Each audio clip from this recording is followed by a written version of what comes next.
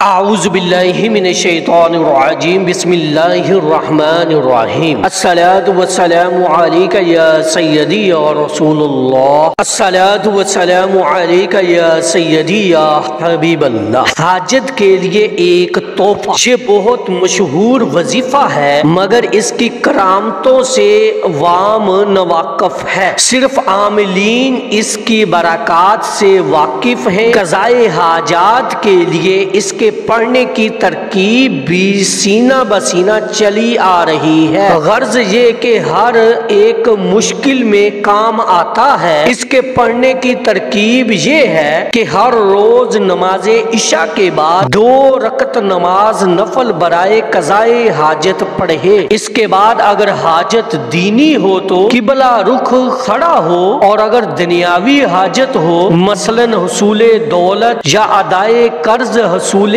ملازمت، ترقی کے لیے ہو تو جنوب کی طرف منہ کر کے کھڑا ہو، اور اگر دشمن کو مغلوب کرنا ہو یا مقدمے سے بری ہونا ہو تو شمال کی جانب رخ کر کے کھڑا ہو۔ درود خضری 500 بار اور درود غوثیہ پہلے دن 10 بار پڑھے، دوسرے دن 20 بار اور تیسرے دن 30 بار۔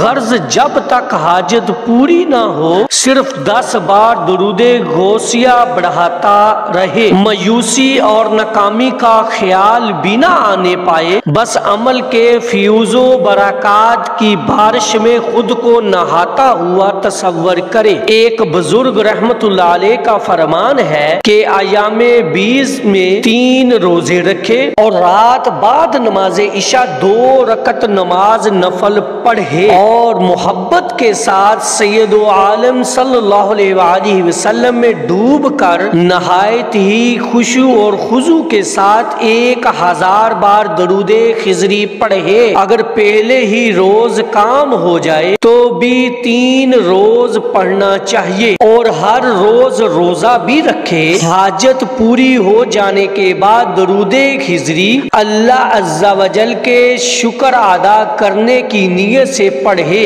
اور اس کا ثواب سید عالم نور مجسم صلی اللہ علیہ وآلہ وسلم کی روح پاک کو بخشے۔ اللہ عز و جل کے فضل و کرم سے اس مبارک عمل سے بے شمار لوگ فیض یاب ہو چکے ہیں۔ درود خضری یہ ہے: صلی اللہ علی حبیبہ محمد وآلہ